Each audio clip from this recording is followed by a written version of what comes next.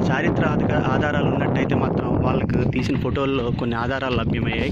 దీంతో ఈ విషయాన్ని జిల్లా కలెక్టర్కి నివేదించడం, ఆపై ఆయన రాష్ట్ర పురావస్తు శాఖ ఈ విషయాన్ని నివేదించడంతో అప్పుడు పురావస్తు శాఖ డైరెక్టర్గా ఉన్న కృష్ణశాస్త్రి గారు వచ్చి ఈ ప్రాంతాన్ని అసలు తవ్వకాలు జరిపి ఇక్కడ ఏముందనే విషయాన్ని తెలుసుకోవాలని అధికారులు ఆదేశించడం జరిగింది.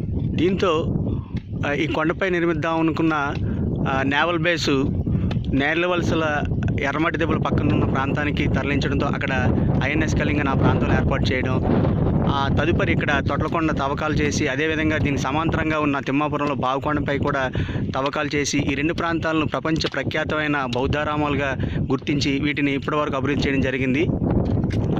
ఈ కొండ యొక్క వింతలు విశేషాలని మీ అందరికీ, చారిత్రాత్మకమైన ప్రపంచ ఖ్యాతి చెందిన వీటిని మీ అందరికీ తెలియజేయాలనే ఉద్దేశంతో నేను ఈ వీడియోని తీసి మీ ముందుకు ఈ తొట్లకొండ యొక్క చారిత్రక విశేషాలు మీ ముందుకు తెచ్చాను. ఇట్లు మీ వెంకట్.